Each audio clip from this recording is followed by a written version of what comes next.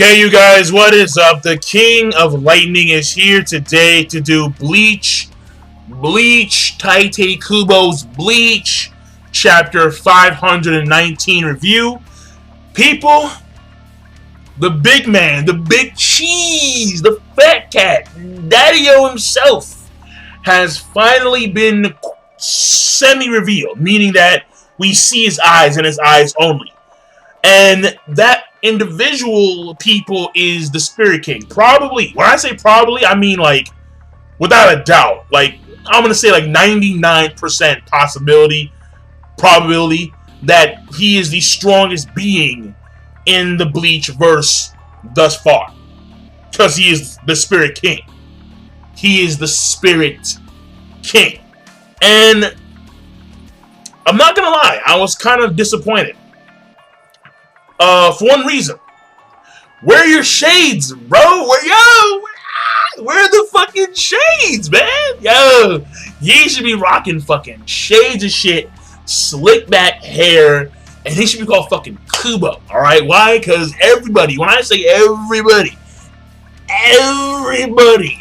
including me, was expecting the Spirit King to at least resemble Tite Kubo in some way, shape, and form. I remember back in the freaking, at the end of the Ironclad saga, when people were talking about it a lot on YouTube and on other sites, people were really expecting the Spirit King to look like fucking Kubo.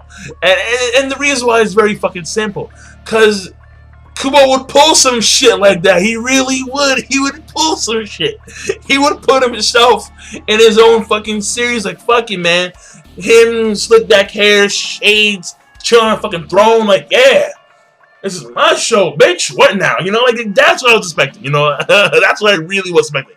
But all jokes aside,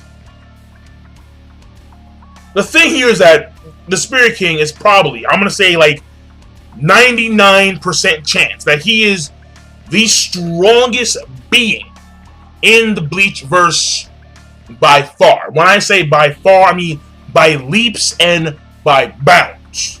Because he is the Spirit King. And, I mean, it's hinted, I'm not too sure. But it is hinted that he himself created Society. And this hints at his strength. He maintains stability between the world of the living and the world of the dead. I mean, like, enough said. Enough fucking said. I mean, I don't know about, actually, no, wait, is it the world of the living? No, no, it's 3 worlds, and Quacomundo too. I believe so, I believe so. Because there's a whole entire, like, constant, like, soul recycling thing, where, like, when someone dies in the real world, they either go to Society, or if they get eaten by Hollows. But the Hollows, when they die, when they get killed by Shinigami, then they go to Soul Society. But when you die in Soul Society, then you go back to the world of the living. Like, it keeps on, like, recycling. It's like a three-way recycling, like, what's the word here? It's not a fuck it, right? I'm not gonna go into that whole entire thing. But basically, he is the one who maintains stability within the 3 worlds or / dimensions. So he's a very powerful being. Now, when Aizen called him a thing, I haven't seen it yet because, again, we only saw his eyes. But he looks humanoid. I mean, he's pretty much a human. I mean, well, not human, but he has a humanoid structure to him. So, a thing, I don't know if a thing was appropriate to call him a thing, but, I mean, I'm pretty sure, because we just saw his eyes. We just saw his eyes, and right here is me speculating from his ocular panel alone. We have not seen his physical bodies aside from his eyes. And his eyes are also kind of weird. They're changed in some way, shape, or form. I mean, it's kind of reminiscent to the way Aizen changes eyes color, or Ginjo, but, like, not the eye color change, but more so the pupil itself. Like, the pupil is, like, very fucking weird. It's, like, very, very, very fucking weird. I don't know what's going on there. I just don't. But overall, you know, like, again, people, I am expecting big things. When I say big things, I'm expecting huge things from the Spirit King. Alright, now, That being said, this chapter, the rating overall, I'm gonna give it a great. It was a great chapter, Bleach. Didn't really enjoy. Actually, fuck it. I didn't like the beginning part when it was explained that the Okin, the King's Q, was in their fucking bodies. I was like, what the fuck? Like, seriously? I mean, it does explain why. It does explain why that, you know, people like Ichigo are allowed up in the Spirit Palace because he's with the other guys of the Royal Court Guard Squad. And it does justify what's going on here with the Okin. But still, it's kind of like, really? Like, like, seriously though. Like, I mean, I have to accept it. I have to accept it, but I don't like it. I accept it, but I don't like it. I just don't. It's a little more. I was expecting something a little more extravagant, you know, something, you know, and more elaborate too. A lot more elaborate, you know, a lot more convoluted, elaborate, and a lot more detailed. But no, simply put, what Aizen was trying to do, Aizen was trying to recreate the Okin in his own body and try and imitate or try and become, I guess, in a sense, one of the Royal Kogar Squad members, go up there himself, and then kill the Spirit King, take over his throne. So, whatever. Alright, enough said. Now, the next thing here is that we have Hikifu, Hikifu, whatever her name is, right? The king of cereals, alright? The king or queen. Fuck it. Big girl, alright? We have Big Girl explaining how the laydown of this whole entire structure works out. Which actually is pretty fucking cool. Because the big cone-shaped structure in the middle is called the High King Palace. Something of that nature. And then we have like these 5 discs surrounding the High King Palace. And these 5 discs are the actual palaces, well, quote-unquote palaces, of the Royal Court Guard Squad. Their own cities to protect. And then there is the gateway, where Ichigo start off in this chapter. And then he winds up going to, I believe his name is, what's his name? Kirinji. Kirinji, he is the guy with the really long, you know, Elvis-type hair thing. And he winds up going to his section, his city, his flying disc section. And, I mean, it was kind of funny. It really was funny because we actually saw Rukia's ass cheeks, and they're like fucking peaches. It was really like, you know, little plump peaches. I mean, Rukia is not physically appealing at all. Like, trust me, my thing did not twitch. And I'm gonna say thing because last week's chapter I went on a freaking tangent about, you know, male genitalia and other things like, you know, Oriental female genitalia. Let me put it that way. So basically, when I saw Rukia's thing, I mean, clearly for comedic reasons, but normally anime girls, sometimes they have that, you know, like that voluptuous nature to them, and they sometimes seem appealing. Rukia, no shit. No, obviously not. Obviously not. Alright? Obviously. Don't make no shit. I mean, for those of you guys who think that, like, Orihime is, like, oh, no, like Rukia, fuck, no, whoa. Deviated. Oh, fuck me, deviated. Alright. Basically, the whole entire thing here with Kirinji is that he explains that apparently his baths, see, like, he has 2 fucking baths, right? One of these baths, in order to heal you, like, it heals your wounds by removing the bad Ryatsu from your body. And also, I believe, your blood. I'm not too sure if this is actually right, because it was very weird.